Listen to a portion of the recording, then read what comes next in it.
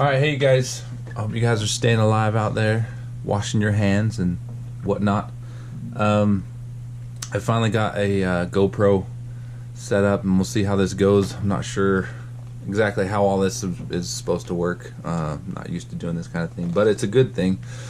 I just kind of wanted to go through some principles of gesture drawing and kind of walk you through a little bit more again. I mean, we did some demos before, but there's some things I'd like you guys to focus on. And so with your setup, and you can kind of see my little setup here, you know, have your drawing board propped up somehow. Really helps, because if it's laying flat, you'll get a weird kind of perspective distortion thing going on. As you're using your reference, you can see my screen's right next to my drawing board, so I can kind of look back and forth between the two very easily. It's similar to the setup that we have in the classroom. So get that set up. Try not to use your phone. I don't know if you've used your phone or not. And use the Greg Bean website. I think it's a fantastic resource for us. I mean, you could blow through your gestures in just one grouping of photos. As that figure turns around, just do another gesture. So when you guys are doing this, it's kind of nice that we have so many different poses we can choose from. So let's just kind of go through. I'll pick a couple of poses here, and we'll go from there. What do we got? We got so many to choose from. It's hard to choose. Let's do something fairly simple. What I do recommend that you guys do, let's find one that's got a little bit more of a turn to it, is if you pull it up, it'll pop up like this and load on your screen. But I recommend that if you right click and you open the image in a new tab, then you have the ability to zoom in and out with that. And that's especially nice. This is a little blurry. It's not the best photo, but it'll work for gestures. But as you do your sustained, I mean, that's a nice, and you can control plus and minus. You can zoom in and out to get a little bit more clarity on an area. So I just want to walk through some things, and hopefully being able to see the image here and see what I'm drawing here, you'll be able to get some clarity or some new ideas here for you. Alright, I'm gonna lower it down just a little bit. And whatever works. I mean, as you guys are working at home, it's hard because you have family members or maybe other distractions and things, and try to eliminate those things as much as possible. Make your situation as open for success as possible, right? Try to eliminate distractions and things. Sometimes that's hard. My kids and wife are all out on a bike ride right now. That's why I'm doing this right now, because it's quiet. Okay, let's go through this, and I'm just going to kind of walk through, and we'll mention a few things.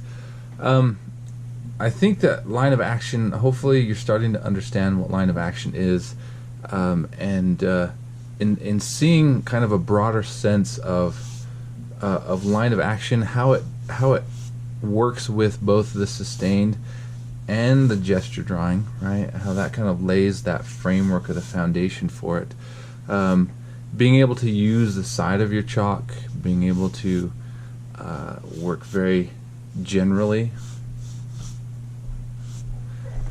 So when I'm looking at the line of action here, a few of the things that I'm looking at. So this line here, I'm thinking about this side of her body here. I'm not trying to see like a center mass or center line of action specifically.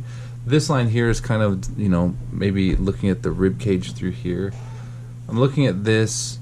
This here is the front of the thigh, down into the leg, thigh into the leg, right? So if I look at the other side of her leg here, there's a lot of complexity to the forms. There is some here, but I'm just kind of looking at that main general idea. Same thing with this, and you can look at the other side too and say, well, I'm going to look at the front of the leg and see that kind of more of a curve, kind of moving through the leg here.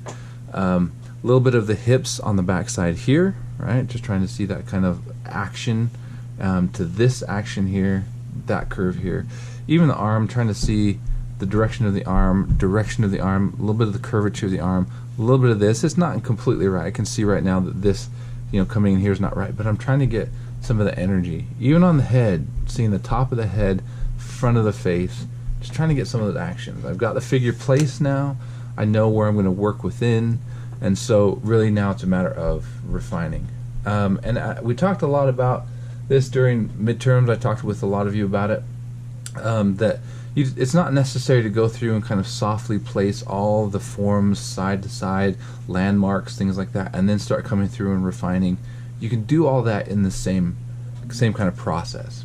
Okay, so let's just kind of go through here and we'll start. I like to start up here with the back part of the neck and the shoulders. Here is what I can see. And as I'm going through here, I'm thinking about these ideas of form and placement of things, drawing through, and being very specific, or as specific as I can be. Sometimes you have to rely on those powers of observation, right? And kind of like rely on that ability to just kind of interpret form rather than, you know, thinking I don't know any anatomy and so I can't draw any of that. So you can see as I'm coming through the arm here, I'm thinking about the mass of that arm. I'm looking at that relationship of the outside contour, but I'm also trying to think through, right? Trying to draw through that form a little bit. I can look at some of those relationships as they come in, looking at her shoulder blade, right? And I realize that there's a highlight that runs across her shoulder blade, and then the shadow edges down here, but you know, I can use that just to kind of describe some of these little form things that are happening. Thinking in that bathing suit, right? Following that around, trying to see that form. And even looking now at a little bit more specifically at the rib cage, right? Being able to see that relationship in there. Okay. I can't see the spine really clearly in the photograph, but I can see where it's at because there's a little divot of shadow that happens, which is telling me that that's where the spine goes. So I want to use that, right? Don't neglect some of those little landmarks, and try and see those things. Coming through the arm here, right? Trying to connect some of these ideas together. Deltoid, then moving through the back of the arm, some of the muscles and structures in there, right? Moving from soft to hard lines, those kinds of ideas. Right? You can always punch it up just a little bit more as you refine things. Maybe hit a spot a little bit more specifically. Right. So let's come back in here. There's a really cool, the way that fold is kind of happening underneath her bathing suit.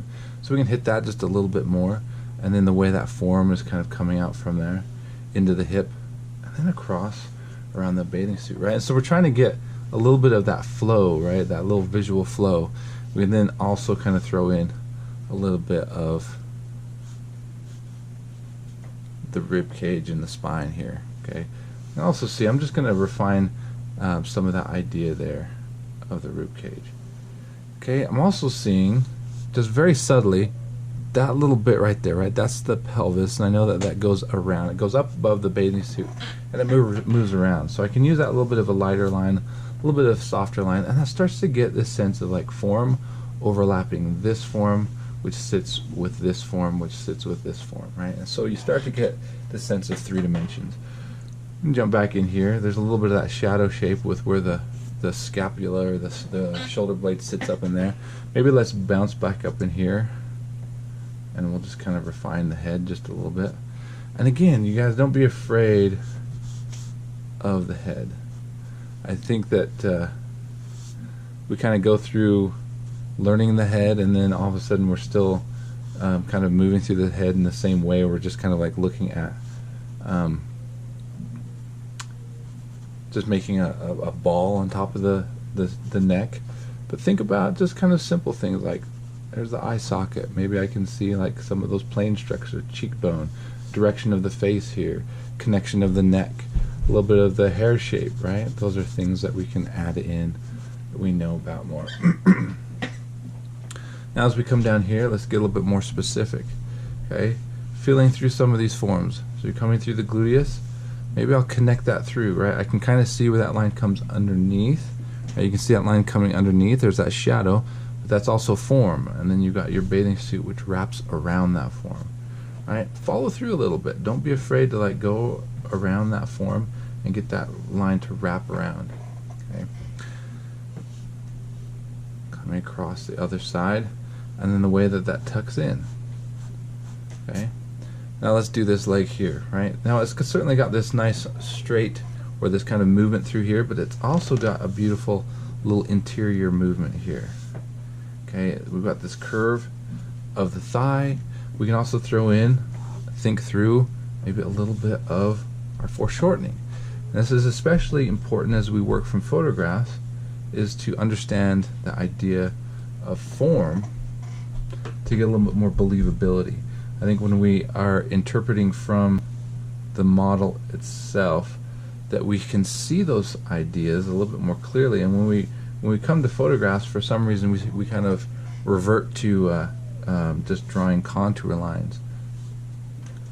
Okay, so coming down into the foot, placing the heel, kind of looking at some of those masses, just that little shape of like the ankle bone, shape of the foot, and really like when we went through the hand, right, looking at those shapes and those relationships. Okay, coming down now here through the hamstrings, popping in that knee, right? So maybe soft line, and right where I want that knee, maybe we'll bring those lines a little bit more definitely. Right? Maybe we'll come through and kind of mass out those hamstrings just a little bit more.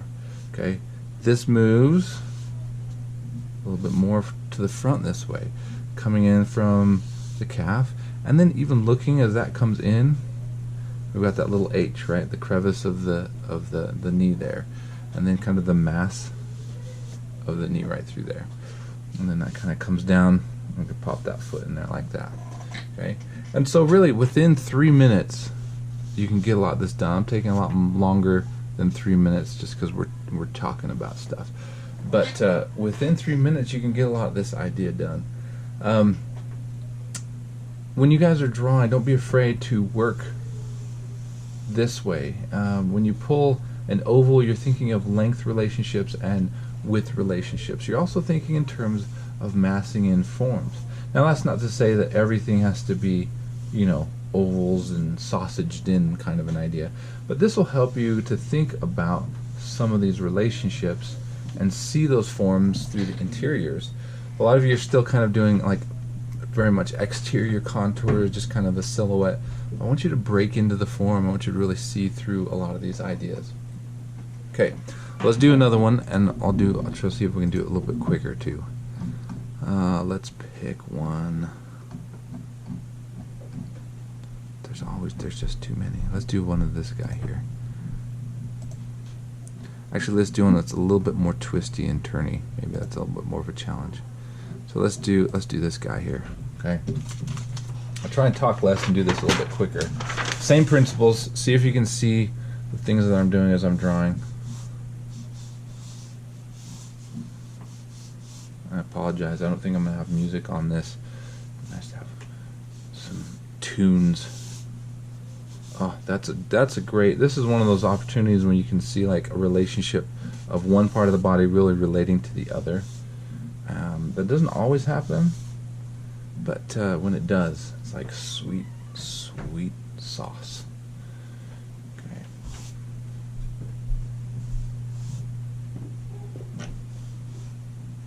And I forgot. We'll open this up so we can see it a little bit bigger. There we go. That's a little bit better. Now, sometimes when you come across a figure such as this, there's a lot of anatomy going on, right? There's a lot of stuff going on. Interpret it as best you can. The more you draw, the better you'll get at seeing anatomy and understanding those forms. But don't get stressed out by it, by all means. We did talk a little bit about using those bony landmarks, right? Those bony landmarks are so important. Even in a male figure, we don't have the bathing suit wrapping around there, but we can get like the same ideas kind of going around, wrapping those forms.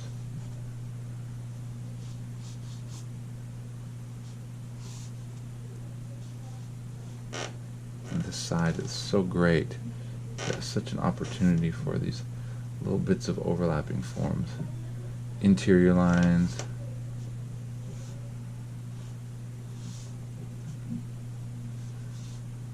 Some of these landmarks.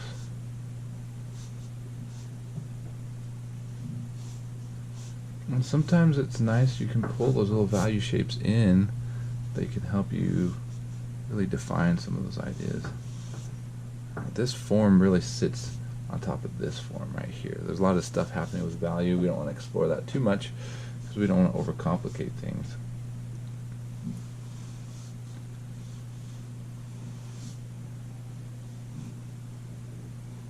So you can see, you can come back in and refine things a little bit. I'm a little bit off there, so just refine that slightly. Let's get that deltoid kind of moving better. Okay, coming down into the hips.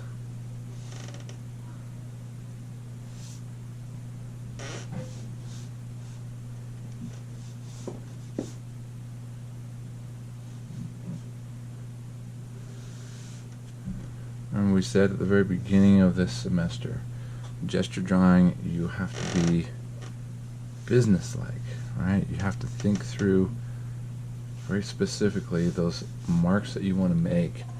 We're not making arbitrary marks. We're not doing slapdash, kinds of ideas. We're being very clear about what we're doing. It's got some really cool movements in there. That little transition change coming into the foot here. Again, just looking at the basic shapes of things. Now, I might be off a little bit, and that's okay. I mean, we're searching for something here, right? We're not trying to get amazing drawings. I mean, that will come eventually, right? Maybe next month.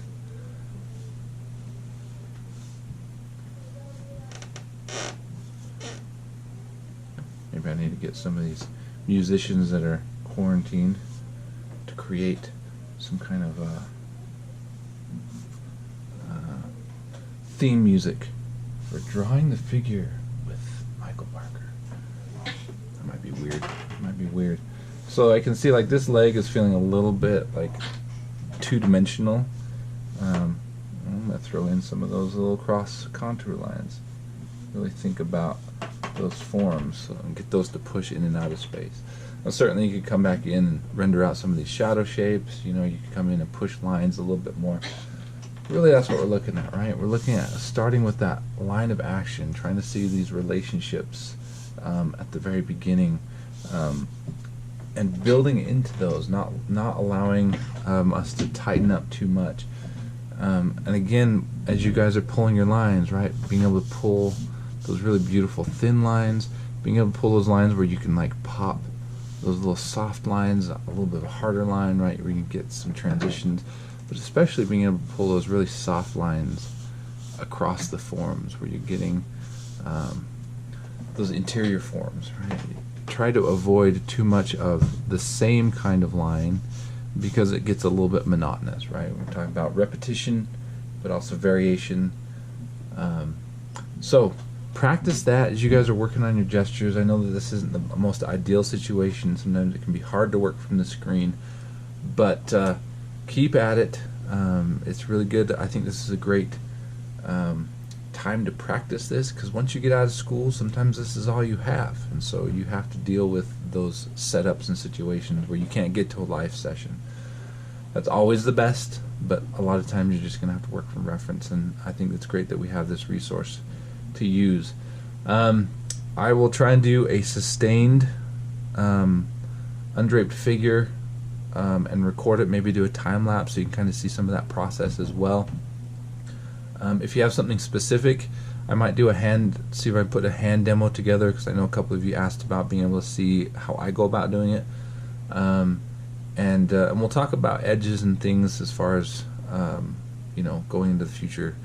So keep at it, practice this, focus on those principles. That's really where the growth is going to happen, as you really focus on principles, being principle based. But keep your hands clean, stay safe out there, and we'll talk to you later.